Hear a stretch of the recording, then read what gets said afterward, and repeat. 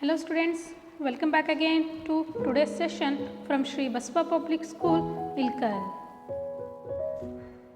So children, as you all know that we have been discussing the Unit 2 Flora and Fauna, Chapter 1 Parts of a Plant.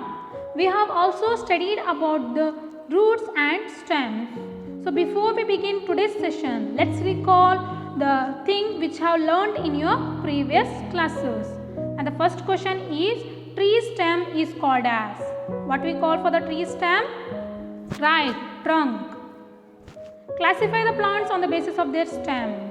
How many types of plants are classified?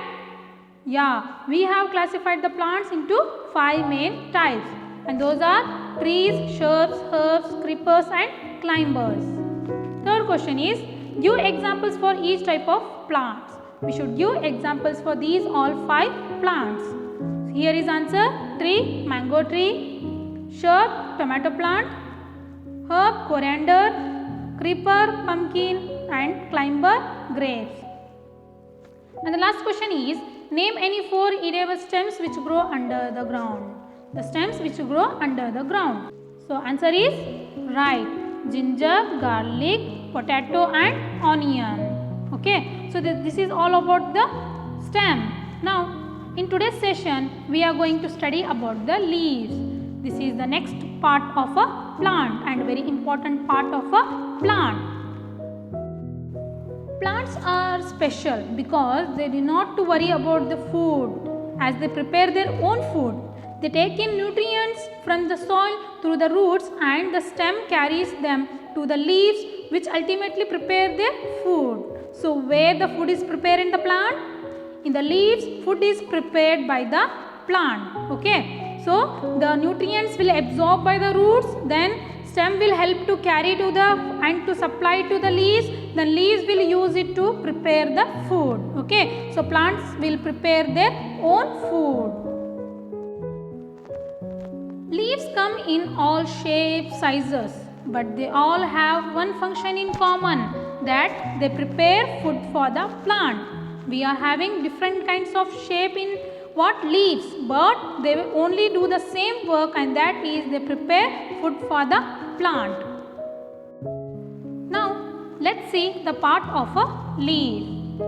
The first is leaf stalk. This portion is known as leaf stalk. Petal, the region where the leaf is attached, that portion is known as petal. Midrib, the midline of this leaf is known as midrib. Leaf apex, the last portion of this leaf is known as leaf apex. Veins, after this we will get vein. Then margin, the outer portion of the leaf is known as margin. So these are all the parts of a leaf. And here one more part will come, and that is known as veinlets. After veins, the small lines are known as veinlets. So the petal is a short length of a stem that joins the leaf to the main stem. The petal is a short stem which is joined to leaf and also main stem. As I said that leaves come in different shapes, sizes, okay, but they do the one work in same, and that is they prepare food for the plant. Most leaves are in green color. Almost all leaves are in green color, thin and even flat too. Do you know children why these leaves are in green color? Yes, there is a reason, that the green color of the leaf is due to the presence of one substance, and that substance is known as chlorophyll. Okay, the green color of the leaf is only to the presence of substance called chlorophyll. That is why it appears as a green. The leaves are flat and thin so that they can trap and absorb, they catch the sunlight as much as possible. If they were thick, the cell would not be able to get much sunlight or carbon dioxide, but they still would be need to have food. They too will be depend upon the other things for its food. so that they have very thin and flat leaves so that they will absorb more sunlight and absorb more carbon dioxide, for which they prepare their own food. Here the midrib and ventlets keep the leaf firm and exposed to sun. They will keep the leaves firm and exposed to the sunlight so that they will absorb more sunlight.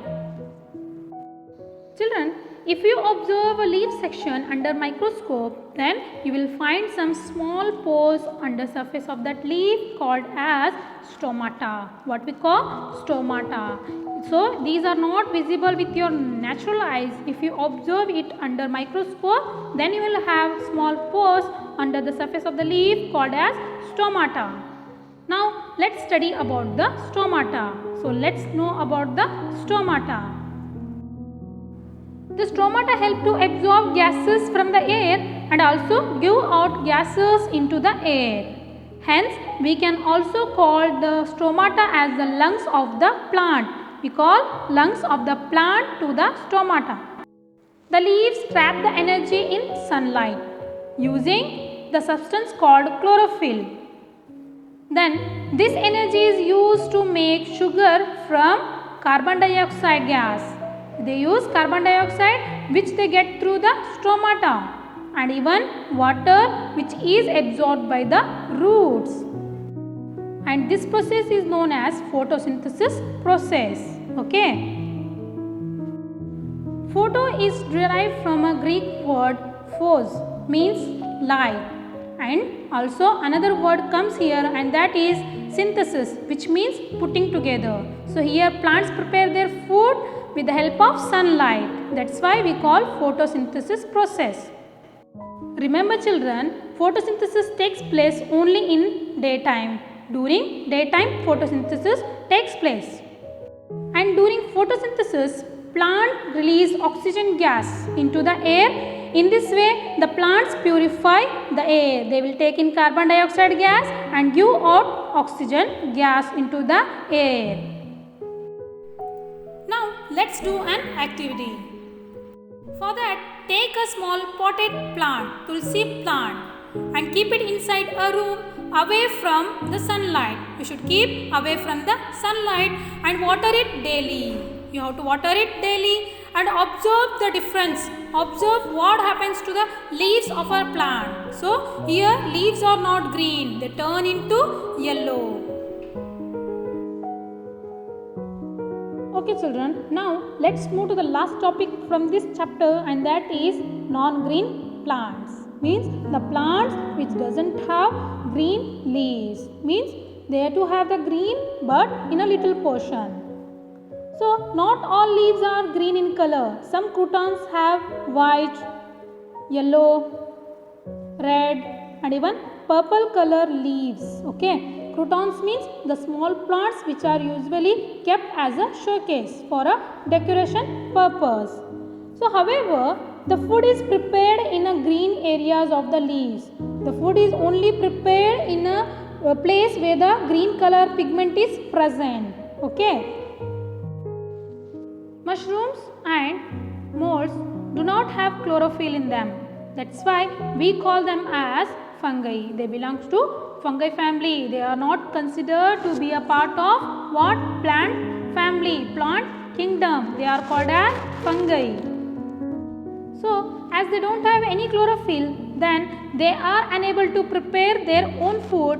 Hence, they absorb the food materials from the things on which they grow. They are unable to prepare their own food, so that they absorb the food materials or substance on which they grow. Bread mold is another type of fungi which all of us seen in our houses. Although bread mold can grow on many type of food, but mold on bread is more common for us. It can grow on any kind of food. Okay. So this kind of thing is known as mold. So these fungi or mushrooms will grow on the branches of the trees or either the dead or fallen decayed leaves of the plants. Okay, they can grow on branches or stem of a tree or on the dead fallen decayed leaves. They do not contain any chlorophyll, hence they absorb food materials from the substance on which they grow. Did you know, children? Plants also helping in preventing the soil erosion. The plants will help in preventing the soil erosion. As they hold the soil firmly, then they will not allow the soil to move along with the rainwater. So, plants prevent the soil erosion. Do you know many animals get energy from the leaves, from the plants? Okay. Example for that is a giant panda. It eats about the 40 kgs of bamboo leaves and shoots every day. It requires how many kgs? 40 kilograms of bamboo leaves and shoots every day. If you look at few trees closely, then you will notice that leaves grow in such a way that each leaf gets as much as sunlight as they can. So, if you observe them, the leaves will spread out in this way that they can absorb the sunlight as much as possible.